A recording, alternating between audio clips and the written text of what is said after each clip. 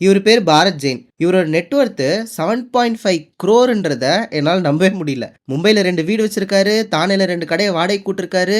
2 பசங்கள நல்ல கான்வென்ட் ஸ்கூல்ல படிக்க வச்சுட்டு இருக்காரு. இவ்ளோ பண்ற இவரு என்னடா வேல பார்க்குறாரு அப்படின்னு பார்த்தா, மும்பைல சிஎஸ்எம்டி பஸ் ஸ்டாண்ட்ல பெக்கிங் பண்ணிட்டு இருக்காரு. எனக்கு 2 விஷயம் புரியல.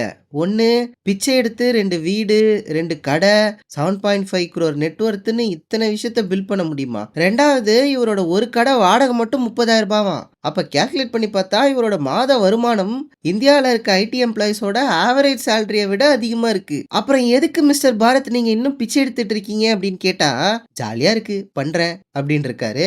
Money is not everything, passion மேட்டர்ஸ்ன்றத இவர் ஓவர் டோஸ்ல பண்ணிட்டு இருக்காரு. இத கேட்கறதுக்கு ரொம்ப சீப்பா இருக்கும். Begging is a big market. இவர் மட்டும் கிடையாது, சம்பாஜின்றவங்களோட நெட்வொர்த் 1.5 crore. லட்சுமி தாஸ்ன்றவரு 1 crore வச்சிருக்காரு. முக்கியமான விஷயம் என்னன்னா, இதெல்லாம் நான் டாக்ஸபிள் இன்கம். இதெல்லாம் மேலிடத்துக்கு தெரியலன்னு நினைக்கிறேன். தெரிஞ்சிருந்துச்சுன்னு வச்சுக்கோங்களேன், ரிலிஜியஸ் பிளேசஸ்க்கு முன்னாடி இருக்கிற பெக்கர்ஸோட இன்கம்க்கு ஒரு ஜிஎஸ்டி, பெரிய பெரிய ஷாப்பிங் மால்ஸ்க்கு முன்னாடி இருக்க பெக்கர்ஸோட இன்கம்க்கு ஒரு ஜிஎஸ்டின்னு கேட்டகரியா கிரியேட்டிவா யோசிச்சு பிரிச்சிருப்பாங்க. ஆனா ஒரு விஷயத்துல எனக்கு கிளாரிட்டி கிடைச்சிருச்சு. இந்த இன்ஃப்ளூயன்சர் விஷயம் எனக்கு ஒர்க் அவுட் ஆகலன்னு வச்சுக்கோங்களேன், பிளான் பி இருக்கு.